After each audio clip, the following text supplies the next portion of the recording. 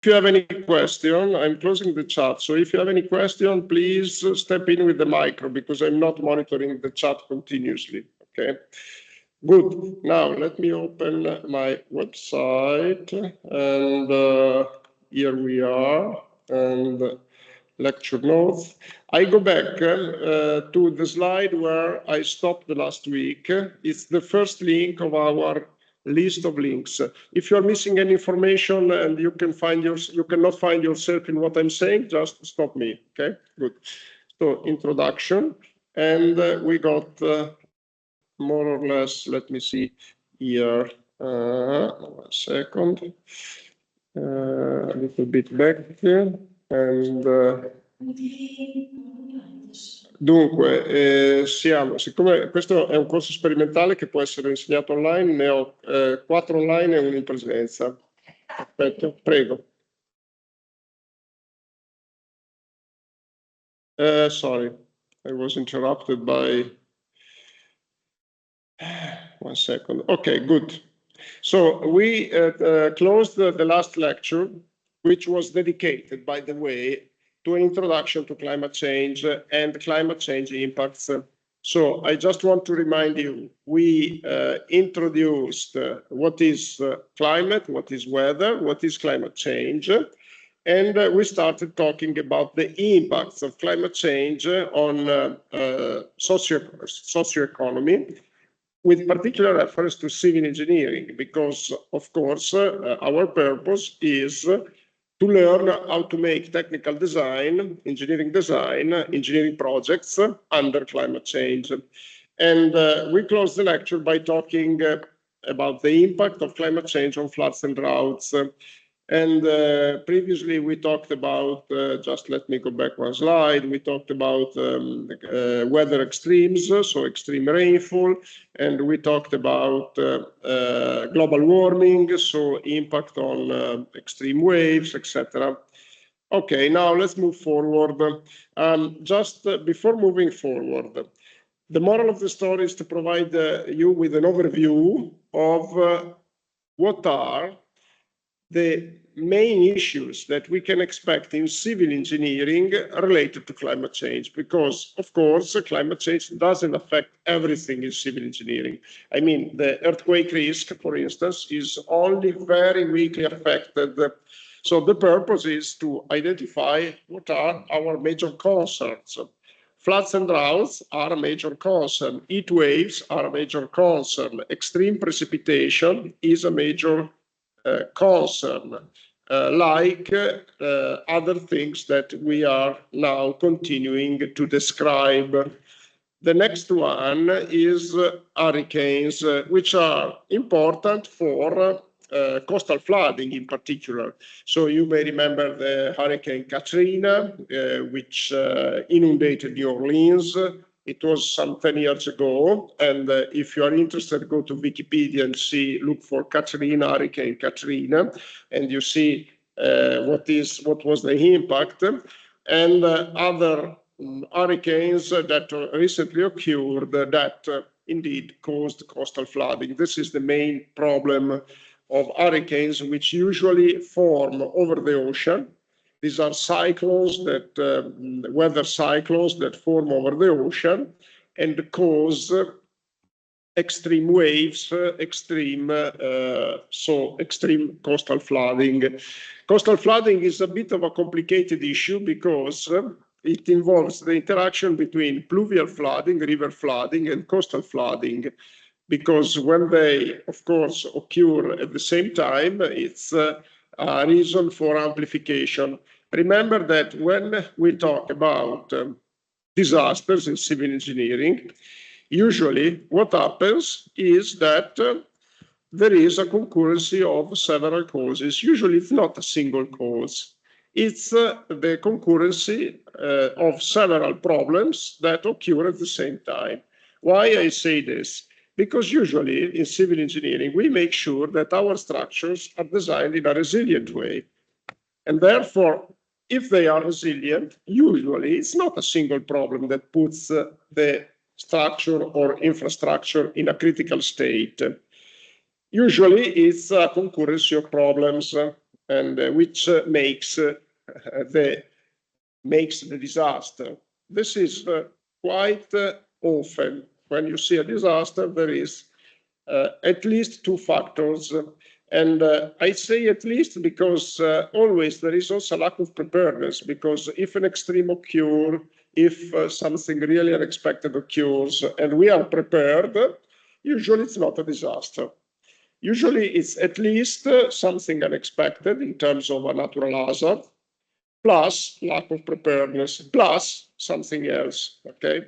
For the case of hurricanes, usually the most critical situations are caused by an hurricane, which occurs at the same time as a river flooding, and there is also lack of preparedness.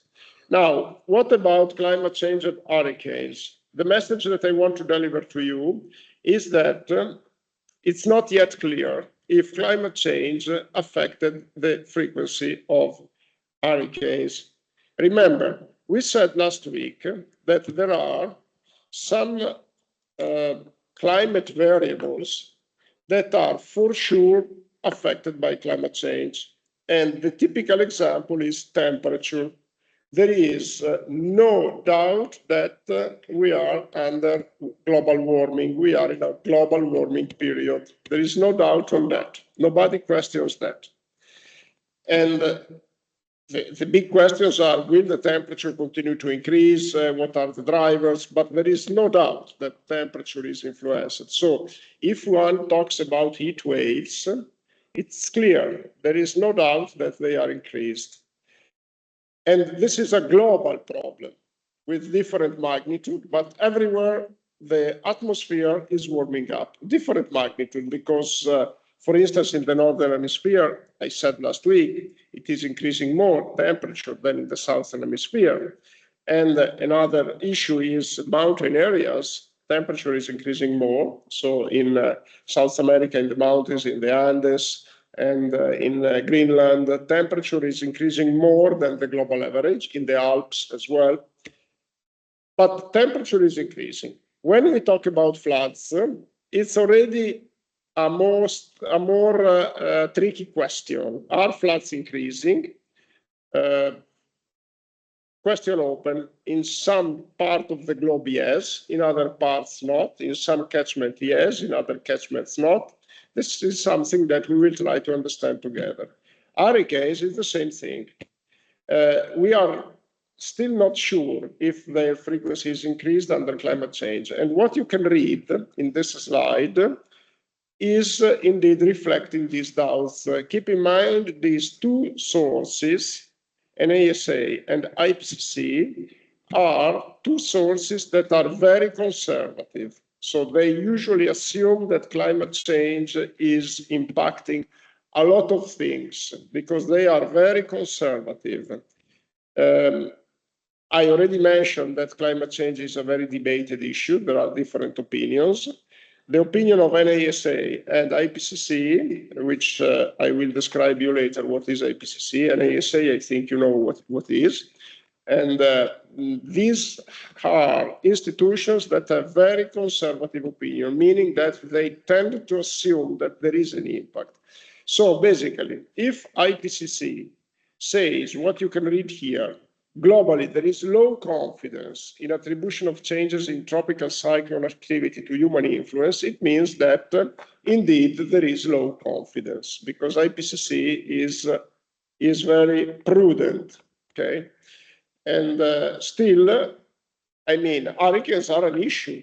So no matter if the climate is changing or not, hurricanes are recently causing a lot of deaths and a lot of damages. So keep in mind that whenever you have a climate problem, we as engineers have to solve it. It's a minor question at this point if it is due to climate change or not. And no matter if hurricanes are increasing in frequency, their frequency is already too high, so we need adaptation to that, okay? Good, let's move forward. Sorry, I expanded. Now, sea level rise, I think I already mentioned it a little bit. Sea level is rising, no doubt. And it's rising not very much. And you can see the order of magnitude. In the past 150 years, it's about 20 centimeters of global sea level, global average. Keep in mind one thing, the sea level is not the same everywhere. There are different values of gravity, there are the tides. So also sea level rise is higher in certain locations with respect to others. And so when we talk about global average, it means that we have several measurements and we make an average of them. Okay, and the problem is that climate change, or better to say, global warming, is affecting sea level rise in two ways. The first way is glacier melting. There is more water in the ocean because there is less water frozen in the glaciers. This is one first reason. The second reason is thermal expansion. So global warming means that water gets expanded and occupies more volume. And this is a significant contribution. Another open question is that if you look at the trend of sea level rise, I don't think you can see it here, but let me show you. I open just 1 second a web page on my website. So 1 second. And in my website, there is a link to one of our lectures, actually, here on the left, and climate change and water cycle. And here you can find several graphs of variables that are increasing. And the sea level rise, just 1 second, I get it. I have to go down. And this is a very easy lecture to read. So if you want, you can have a look. Okay, good. This is the pace of sea level rise in the past 150 years. Actually, it stops to 2012, so it's 130 years. And what you can see here is that sea level rise is quite steady during the past years. And keep in mind that global warming occurred after 1990. And therefore, one would expect that after 1990, the pace of sea level rise increased. Actually, this is not like so. And it's increased a little bit, but not so much. So it may be that sea level rise is delayed, response in a delayed way with respect to global warming. But in any case, you can see that indeed during the whole span of the observation period, it's increasing. So what is the reason for that? The reason is that if we look at the climate fluctuation in the recent past, recent I mean the past 500 years, we had in Europe, at least in Europe, a warm period around 1300 in the Middle Age. Okay, and then we had what is called the Little Ice Age, and you can find it. Go over Google, Little Ice Age, and you can find the Wikipedia link.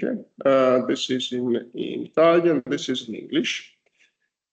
The Little Ice Age was a cold period from about 1400 to 1800, and then the temperature started to increase again. So, and this increase is not related to human influence until 1950. So it means that irrespective of human influence, after 1800, there was a global increase of temperature, and you can see here in this graph. After 1800, you see, and then there is a recent sharp increase. But you see that the increase was in any way significant. And this is, of course, a reconstruction, because you see here, it's a 2000-year time series, so it is a reconstruction. And indeed, if you go in the past, the gray shaded area represents uncertainty, and therefore and therefore you see there is larger uncertainty with respect to the recent period because the reconstruction is uncertain. So here you can see the medieval warm period, which started a long time ago, and then the Little Ice Age, and then the recent increase. Okay. So basically, the sea level rise started around 1800 and is moving forward, just 1 second, quite steadily according to these graphs. Okay. But what is important for us is also the order of magnitude. So keep in mind that we are talking about 20 centimeters in the past 150 years. But climate models predict that before 2100, so by 2100, the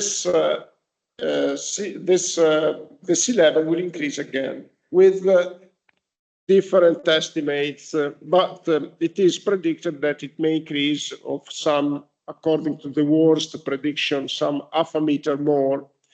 So you may say that, okay, 1 meter of sea level is not so bad, but actually, I mean, already an increase of 20 centimeters of sea level means a huge impact because you have to think at the extremes that increase more than that.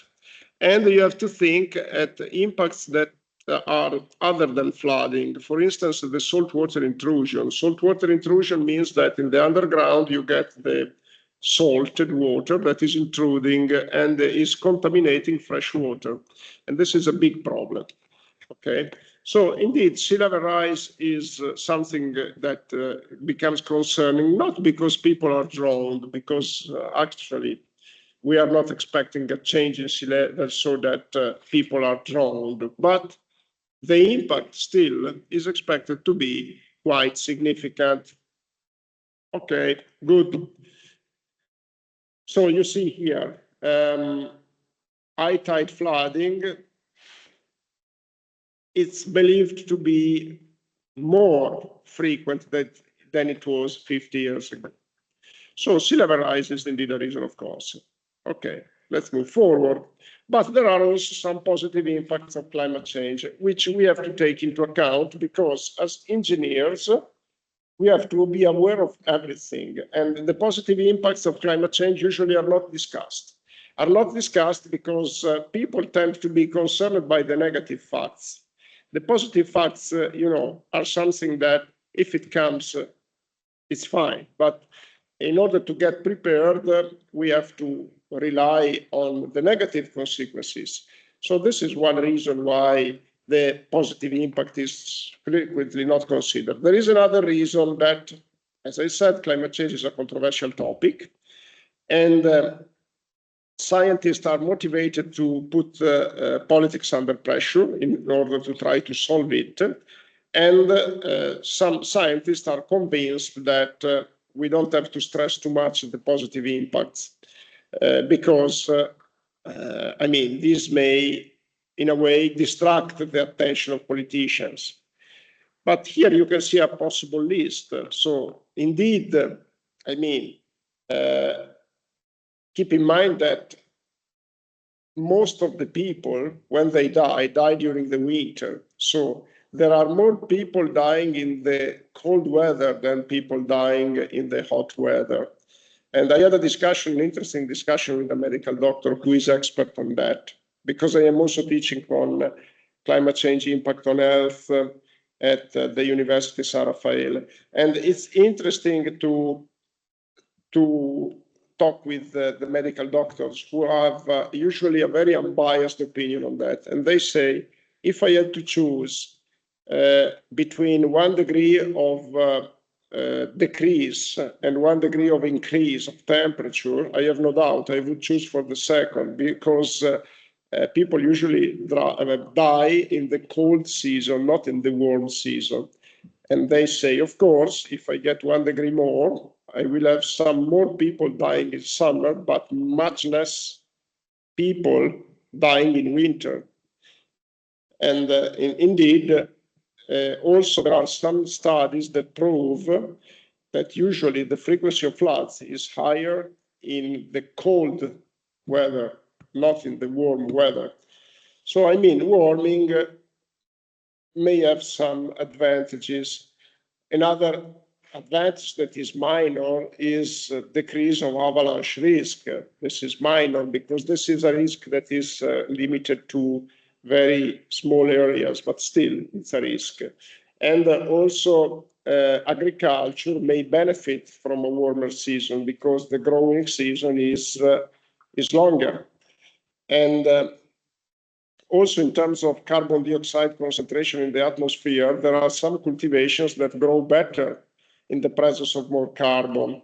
And the tourism may benefit from a longer season, not skiing, of course, and shipping commerce. Now we are talking a lot about Greenland and the interest of Trump and Russia in getting the ownership, let's call it in this way, of Greenland. Why? Because the reduction of the iced areas may increase the chances for commerce, and also for using some minerals, for exploiting minerals that now we cannot exploit. So in the prediction, after the prediction of increasing global warming, they are getting more interested in areas that are iced now and now are not very interesting. And that's it. What is the problem? Remember that in the past temperature, we had glaciations, so the temperature is changed much more than the current changes. And also the speed of the change in some periods was very comparable to what we are experiencing today. And but you know, the problem is that when you have these changes, you need to adapt, and adaptation requires some moves like moving to new regions, abandoning regions that once were very fertile. And this implies geopolitical tensions because, of course, if you have to make these changes, like I want to get Greenland, and it is the reason of geopolitical concerns, and therefore, still, I mean, still it's a problem. Even if, in a way, the positive impacts may compensate the negative impacts, still it's a problem. Okay. I mentioned IPCC. What is IPCC? IPCC is the Intergovernmental Panel on Climate Change. And look at the web. I think it is important that, so IPCC, it is important that you know this information because IPCC is providing a lot of information about climate change. It will not give you anything related to engineering design, engineering projects. It is scientific source of information. It will give you estimates of how climate is changing, but it will not tell you never how to adapt engineering projects under climate change. Still, I mean, it's a very useful reference. This is in Italian. Let me just change it to English, the lingua. Okay, I think, okay, because it was an automatic, sorry. I think it is an automatic translation because, no, it's not automatic. Let me just check. Okay, this is in English. So what is interesting, first of all, what is IPCC about? It is the United Nations body for assessing the science related to climate change. So as I said, it's science. Okay? It's a body of the United Nations that it is tasked of providing information, scientific information on climate change and the future risks. And it is composed by scientists, the panel, and I think there is also the composition of the experts. And let me see. Okay, here there are the working groups, and there are also the names somewhere, okay, scientists, as I said. What is interesting is the reports. They produce a lot of reports and periodic assessment reports. Now they are producing the sixth, is already mostly published, but it's not completed. And when they publish a report, it's a huge amount of information, a lot of pages, because there is a lot of science, of course, and it is useful from our perspective to look at the synthesis report. And here, everything is free here. So, and in particular, there is the summary for policymaker. It's still not technical, but the summary for policymaker usually is not so long. It's 40 pages, you see, and provides a lot of information. And still not technical, okay? And if you see here the table of contents, let's see. Okay, there is an introduction. Let me see. There must be a table of contents. Let me see. And there are a lot of figures that are, I think they are public domain. Let me see if maybe it's at the end, the table of contents. Let me see. There must be, or maybe it's in a separated file. Anyway, what it is reported here, you see current status and trend, observed warming, and its causes, and some of this information are reported in, of course, in my lecture notes. And here there is that current mitigation progress, gap and challenges, and future climate change, etc., etc. Okay, these are the predictions that you can find, and also they talk about precipitation, and here they are talking about risk, which is indeed what we are also talking about. So it's a relevant source of information. Keep in mind that in the debate of climate change, some people think that the IPCC is excessively conservative, and but still, I mean, okay, even if it's conservative, it is useful to know what is a conservative perspective. What is the problem of a strategy that is too much conservative in engineering? The problem is that if you want to project something, to make a project, and you are excessively conservative, which in principle is a good thing, but on the other hand, it means that when you make your cost-benefit analysis, you end up with a cost that is larger, and therefore the cost-benefit analysis is more negative, more on the negative side. And this may imply that we don't do anything. So this is the problem. Okay, you think of a solution and you look at these predictions. If they are too conservative, the solution could be to present a cost-benefit analysis that is not favorable, and the politicians decide not to do anything. And this is one of the main problems in climate change, that everybody thinks it's an important issue. Everybody thinks that we should do something.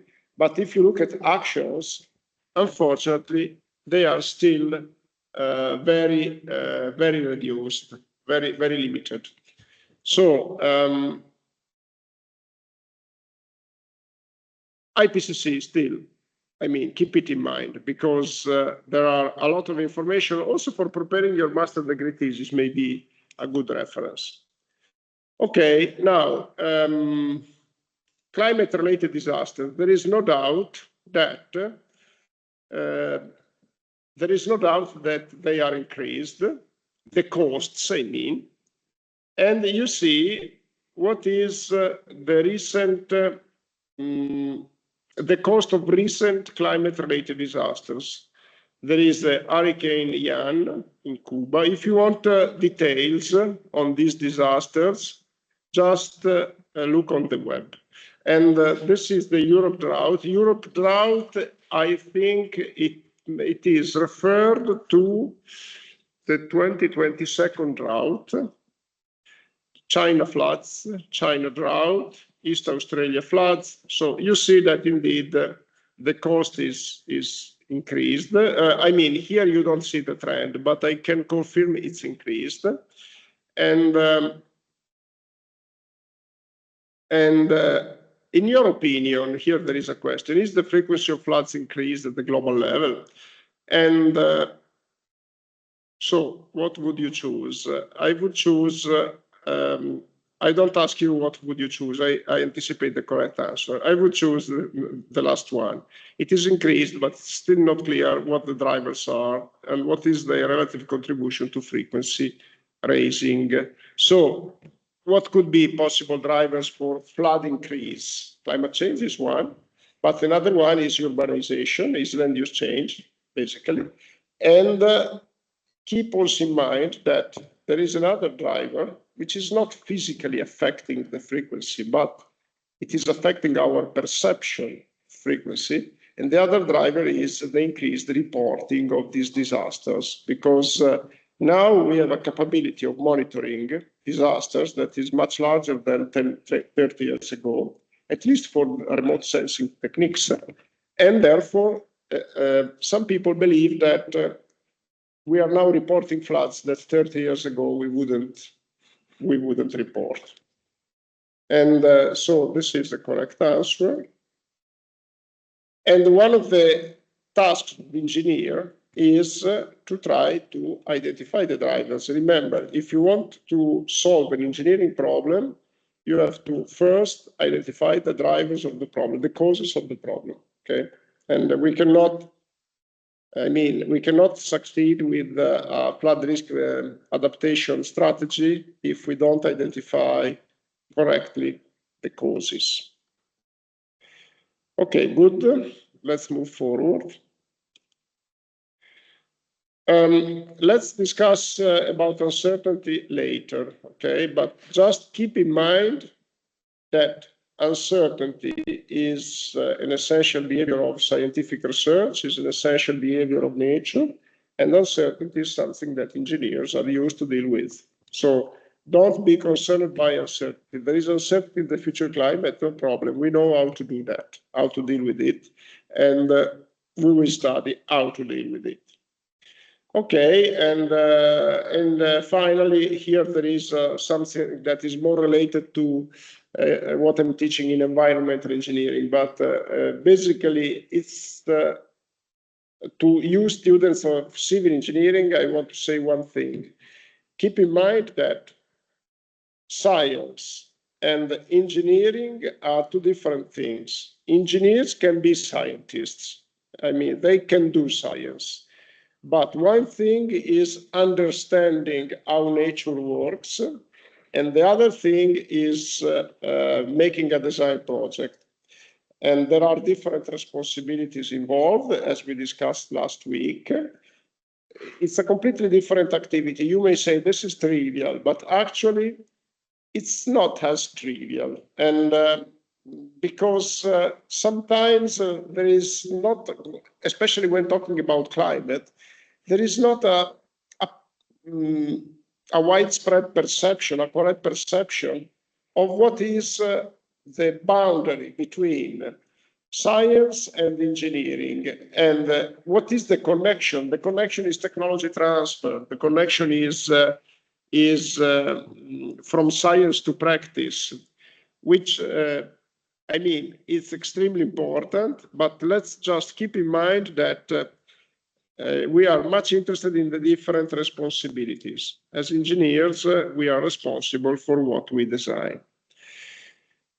Okay, this is for the introduction, and it is not a technical introduction. So just to make you aware, when I say it's not technical, I mean there is not much engineering here. These are still the basis. But remember the most relevant numbers, and especially the order of magnitude that we studied here, also for your exam. But I mean, the exam, okay, it's important to pass the exam with a very good mark. But on the other hand, it's also important that we grasp the concept, okay?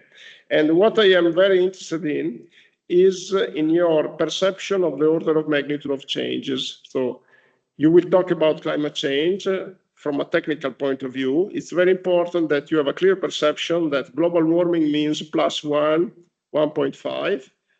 The Paris Agreement has fixed the target of not passing +1.5, plus with respect to pre-industrial level. So it's not 10 degrees of warming, it's +1.5 so far. Sea level rise is something like +20 centimeters, and so forth. It's extremely important that you have a good perception of what is the meaning, okay? And therefore these numbers, or like CO2 concentration in the atmosphere. So here, you see these numbers here, just the order of magnitude, keep it in mind. At the exam, I will never ask you what is the number of sea level rise. I don't want to know from you that is 21. But I want you to be able to give an order of magnitude. So if I ask in the quiz, there might be something like, in your view, how much has increased the sea level at the global level from 1880? Is 2 centimeters, 20 centimeters, or 2 meters? Okay, and you have to identify what is the correct answer. The order of magnitude is a factor of 10. Okay, so these numbers that are given here, try to put the order of magnitude in your mind.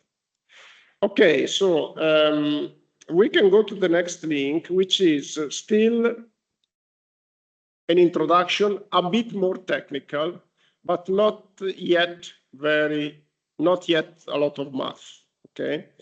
But before I move forward, do you have any question on what we discussed so far in this lecture?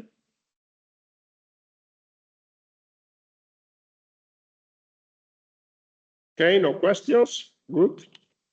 So let's go back to here to the second link, okay? And I already opened this link last week. So here we have to go into more details in what are the impacts of climate change into engineering, okay? Sorry, this is automatically translated by Google. Sorry, one thing. English, mostro originale, here. Okay, good. And so what are the impacts? Extreme precipitation, flood risk, precipitation scarcity, droughts, extreme wind and snow, which drive forcing on infrastructures, hurricanes, extreme waves, heat waves, and here there is a figure that explains what is the effect of sea level rise combined with the effect of subsidence. We already discussed this figure last week. And then here there are the impacts. We have to go into more details into these connections between climate change and safety of structure and infrastructures. In order to get into more details, I make reference to an international publication by the American Society of Civil Engineers. The American Society of Civil Engineers is a professional scientific association that promotes the advance of the science of engineering and the technical application. It's a very relevant reference for technical guidelines supported by scientific investigation. What is the reason why I make reference to an international publication? The reason is that, as I said, when we talk about engineering design project in engineering under climate change, there are not yet established technical guidelines. And therefore, I mean, it's a new field. It's something that is still an open question. And therefore, we don't have like a book or a technical guidelines like the Eurocodes that tell you how to design structure, infrastructures. And we have not yet a recognized and accepted reference. We have to refer to the scientific domain, and we have to look for the experiences of other countries. In particular, the United States is a country that is that has a long experience in engineering design, as we know, and therefore this is what I suggest you to do. So don't look for a textbook or for a technical guideline, an approved one, a formal one. You have to look for what in the other countries engineers are doing. And in doing that, you have to be very critical because, I mean, if you don't have a peer-reviewed reference and accepted reference, you have to look for information and you have to also assess the reliability of that information.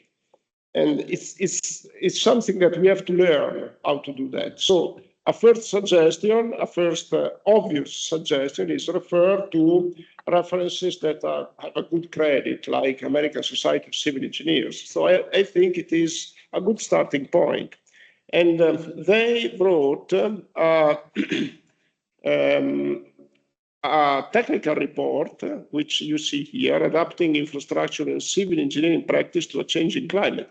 This is precisely the scope of this master degree program. Learn how to adapt infrastructure and civil engineering practice to a changing climate.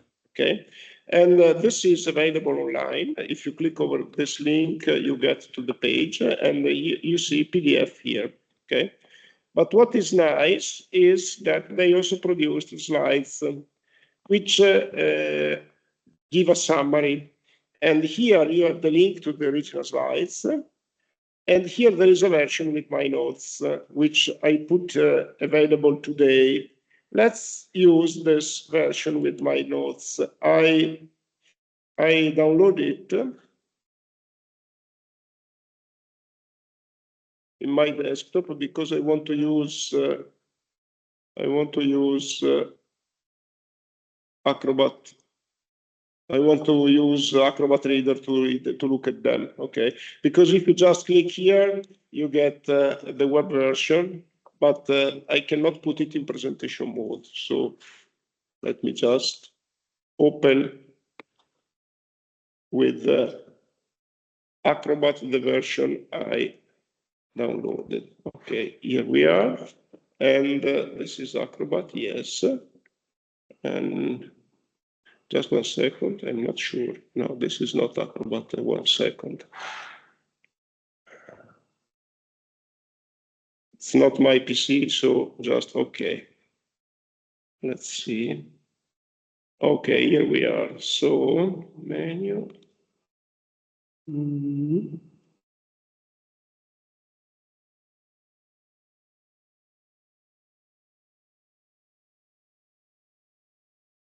1 second.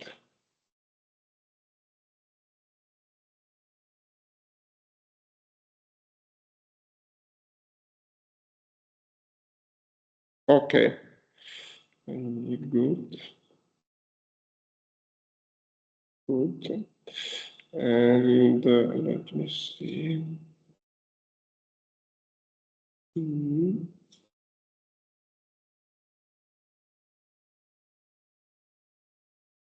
Okay, good. Here we are in presentation. So in red, I put my notes. Okay, there is only one slide where they used red. So I decided to use the red to identify my notes.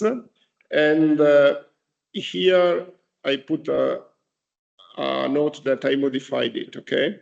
So this is the same title of the report, Adapting Infrastructure and Civil Engineering Practice to a Changing Climate. Okay.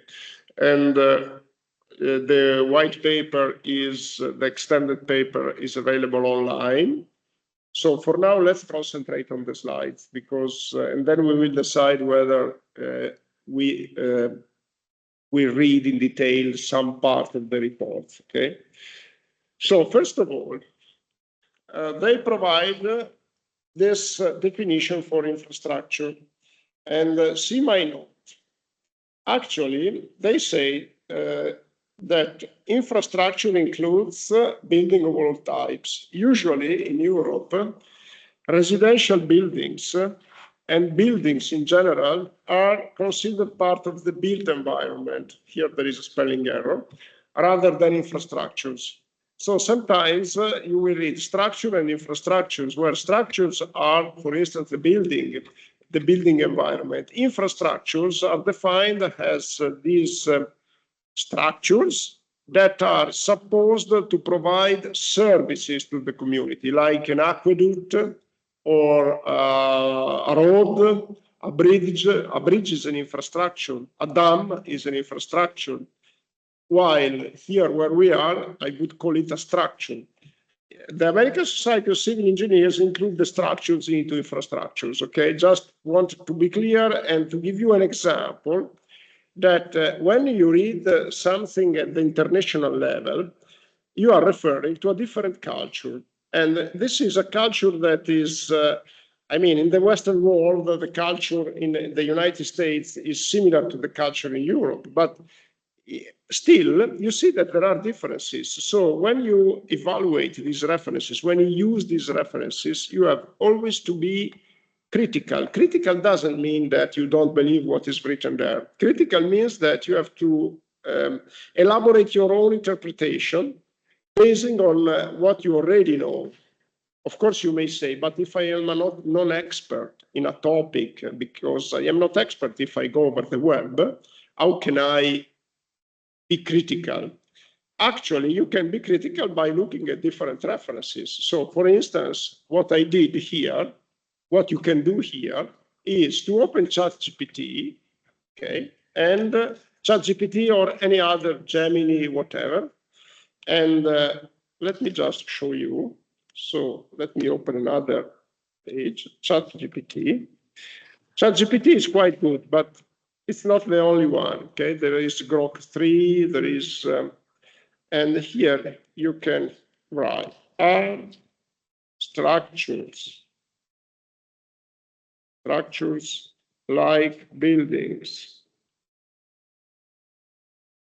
included in the category of infrastructures.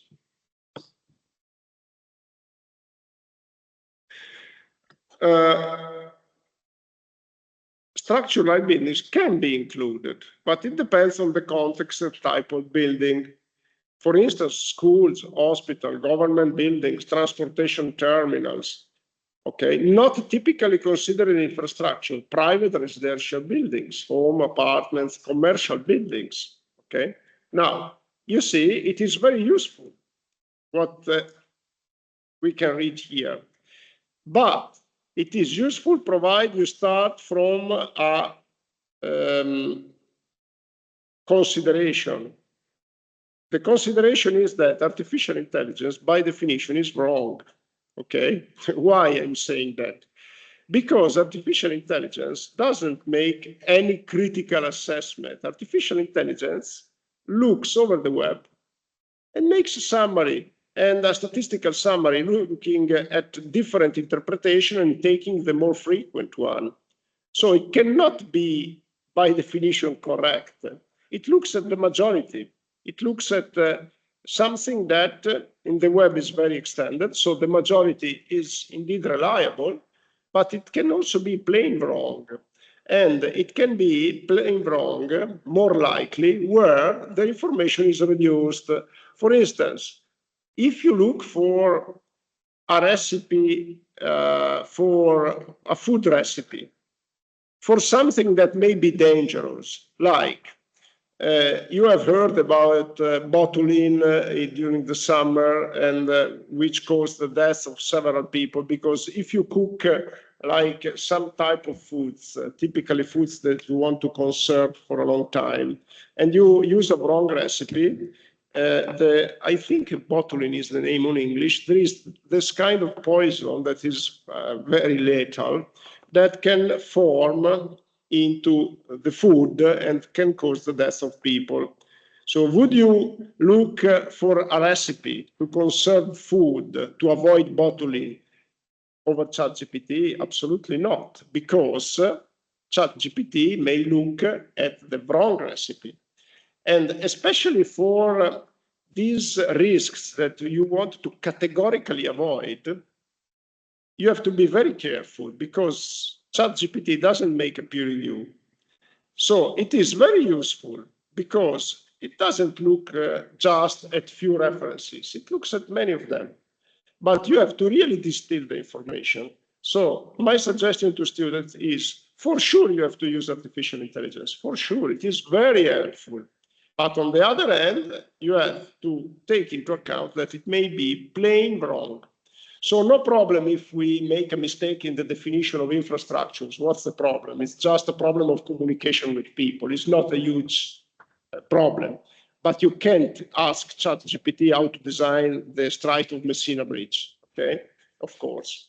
And so very useful. This is a key message that I want to give you, because you know that there is this debate. Don't tell your students or tell your students to use artificial intelligence. I have no doubt you have to use it. It is something that I approached only recently, in the past 1 year. I was very skeptical at the beginning, but wow, I said, this is really powerful. But it is by definition wrong. One thing where it is very powerful, I told you, we will use different coding languages. If you put a MATLAB code into ChatGPT or Gemini and ask the software to translate it in Python, is extremely useful, even if 90% of the time the software will not work. So you run the software and you get errors, because you have to, to refine it a little bit. But still, it is very useful. And because usually with a couple of corrections, you get even a very complicated code in MATLAB translated in Python. It is really useful. Okay, let's go back to our slides. So basically, we are talking about this category of structures and infrastructure, buildings, communication facility. These are all affected by climate change. Communication, for sure, extreme rainfall. Yesterday, I was driving with a car, and in the highway, I had to stop. Everybody stopped because we got a storm. It was impossible to drive, okay? And energy generation and distribution, of course. Think of cooling. Cooling is now absorbing a lot of electricity. Industrial facilities, transportation, waste management, water resources, okay? And here you see I put the note, residential buildings, etc. Now, here there is a relevant policies by the American Society of Civil Engineering, and I reduce it, I shrink it, because these are valid for the United States. In Europe, there is a European climate law that was approved in 2021 by the European Parliament and makes mitigation and adaptation legal obligation for the EU institutional member states. So each member state had to develop a plan for climate change mitigation and adaptation. And the plan, unfortunately, turned out to be very descriptive because there is no technical guideline. So the various member states couldn't give suggestions for engineering design.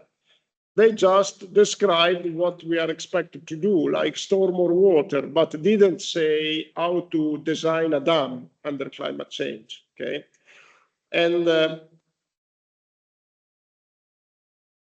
And then there is the EU adaptation strategy, which is the basis for this law.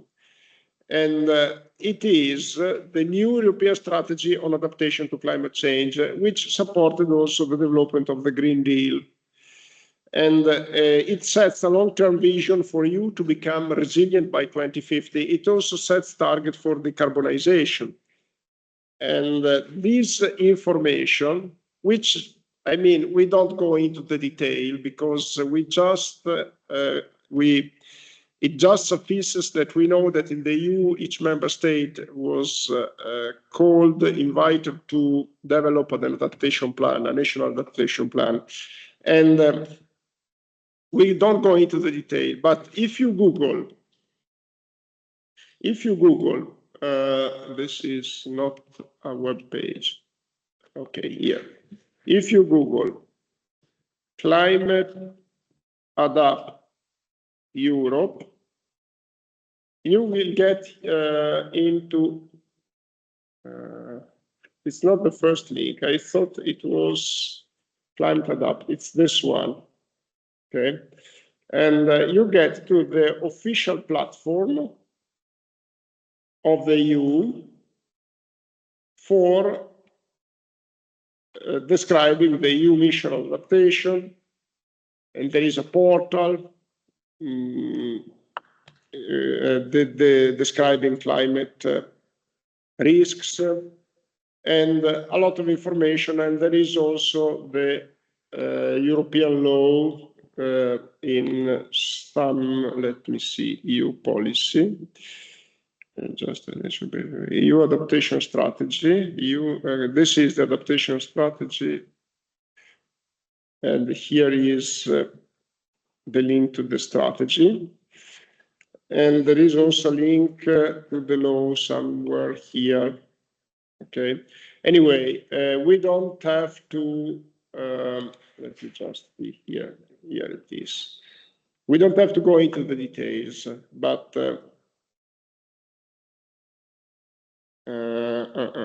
if you're interested in the law, somewhere in the links here you find it, okay? And if you look, Google again, like, let me see, should be climate, it is National Plan for Climate Change Adaptation Italy. We should get to, here it is, to the web page of the National Italian Plan for Adaptation to Climate Change. It was recently approved. It was approved, I think, end of 2023, 1 year ago, 1 year and a half ago. And here you can find somewhere here the plan. Maybe it's only in Italian, okay? And I made a comment here in the procedure of collection of comments, because in Italy, the law in force prescribes that when you issue a new strategy or a new law which is relevant to public resources, you have to open a consultation with institution first and public second. Everybody is allowed to submit comments. I submitted a comment because I found that this strategy was not using all the information available. I pointed out relevant information that, in my opinion, should have been considered in order to develop this plan. This plan, unfortunately, is very descriptive. And to give you an idea, and here there is, let me see if we can, unfortunately, it's Italian, but if you look at the table of contents, it's very descriptive, okay? Like, for instance, if you want to look at water resources, you see there is no one formula. And here there are synthesis of the data of what we know about climate change, but there is no technical specification. And I mean, this is something that is not to blame, because we know that it's, I mean, it's an open problem. Okay. Let me go back to our slides. So just keep in mind that when you move to work in another country, you have to get aware of the laws in force and the regulations and guidelines in the other countries, they may be different, okay? Not only in the definitions, but also in the procedures. Okay, and so this is clarifying what is sustainable development and sustainability. I put this slide here, or I kept this slide here, because some of the slides I removed because were not relevant to us. But I kept this slide here because I was interested in the definition of sustainability. I think you already know it because you are already at a level of university learning that you know a lot of things already. So just to make the concept clear, I wanted just to keep the slide defining sustainability as basically, and in particular sustainable development, the development that doesn't undermine availability of natural resources for the future generations. And here it's written in a different way, but basically to ensure sustainability means that we, in developing our actions, we make sure that they are in the long term, can be executed, kept in the long term without undermining the possibility for the future generations to benefit from natural resources and from the action themselves. So basically, we need to recognize the reality of the limited natural resources, and we have to study the methods, life cycle analysis, sustainable design techniques, which ensure that our actions are sustainable. And this is why we opened this master degree program, because in the face of climate change, we have to pay particular attention on sustainability. And this is why the ASC, the American Society of Civil Engineers, wanted to emphasize the concept here. Now, the challenge, I very much agree with what they say here, okay? Let's read. Climate science observations and models strongly indicate that our engineered facilities and systems should adapt to changing climate, weather and extreme events, but climate science does not yet provide an adequate basis for the practices. Okay, so this is reinforcing the statement that this is an open question. One thing, they say here that climate science observations and models keep always in mind the difference between observations and models, which is clear to an engineer. Okay, one thing is what we observe, and one thing is what we model. In science, there is sometimes a bit of confusion. As an engineer, you have to have it clear. So when you get an estimate of climate change, first question should be for an engineer: is it a model estimate or an observed estimate? Usually, models are more skeptical. The picture from model is more skeptical.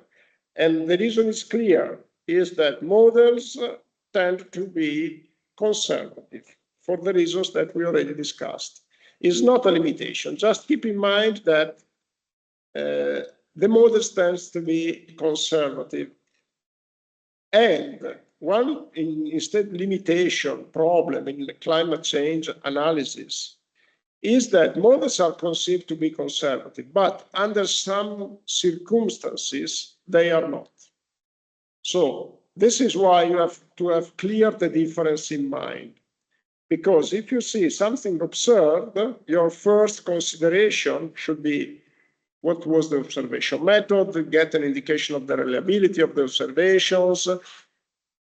But your first consideration should be, if it has been observed, is more defendable. Okay.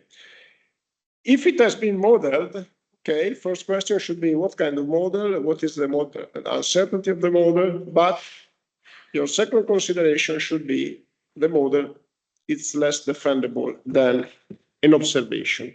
Okay. But in any case, here, I very much agree with the conclusion. Climate science does not yet provide an adequate basis. We already defined what is weather, what is climate change. We can skip this. Okay, I left it there, but we can skip it. And you see they make reference to IPCC. Good. Now, our changing climate, I think we can skip also this because we already talked about the progress of carbon dioxide concentration, red line in the atmosphere, methane concentration. Carbon dioxide is not the only one greenhouse gas. There is also methane is very important, very important. It's also emitted by the oceans like carbon dioxide, and it gives a very huge contribution. And then there are other gases like nitrous oxide and also water vapor. It's an important greenhouse gas, which has a different behavior with respect to these gases that are listed here, but still it's important. Why we focus on CO2 emissions? Because CO2 is produced by burning fossil fuels. And it's a typical, burning fossil fuels is a typical human activity. And therefore, we are concerned because indeed we know that it is where we can reduce, where we can make an effective reduction. Methane, you know, it's difficult to regulate. The predictions are that future CO2 emission may increase, but there is also decarbonization. So we will make reference to different scenarios of future human emissions. Okay, because of course this is an input for climate models. Climate change will be worse if the future emissions will be larger. Okay, but I think this is another thing that we can skip, and this is also something that we already know. This is a prediction of future temperature up to 2100. We already discussed similar graphs. What is interesting here is to see the difference between two different emission scenarios. So the emission scenarios, currently, the climate science is considering 4 emission scenarios. RCP 8.5, which is now the acronym is changed to SSP 8.5. But anyway, the number 8.5 refers to the so-called business as usual. Business as usual means that we don't do anything, we don't decarbonize, we continue to increase our emissions with the similar trend that we had in the past.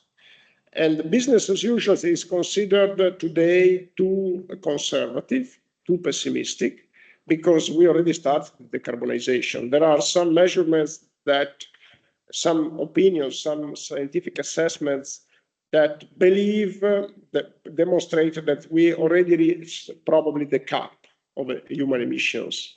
And now we should start to decrease. Anyway, it's the more pessimistic. RCP 2.6 is the more optimistic, which means full decarbonization by 2050.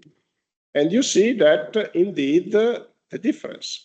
There is a huge, this is a modeling difference. This is derived by model. Of course, we don't have observations that go up to 2100.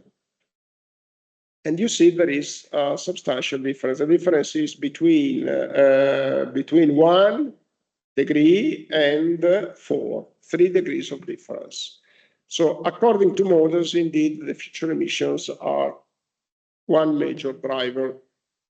Good, okay, let's move forward. But here they talk about uncertainty. And I very much agree also with this slide, but I would prefer to start discussing it after the break because this is a very topical issue. I don't want to be hurried in discussing it. So let me share the screen and let me ask you if you have any question before we make the break.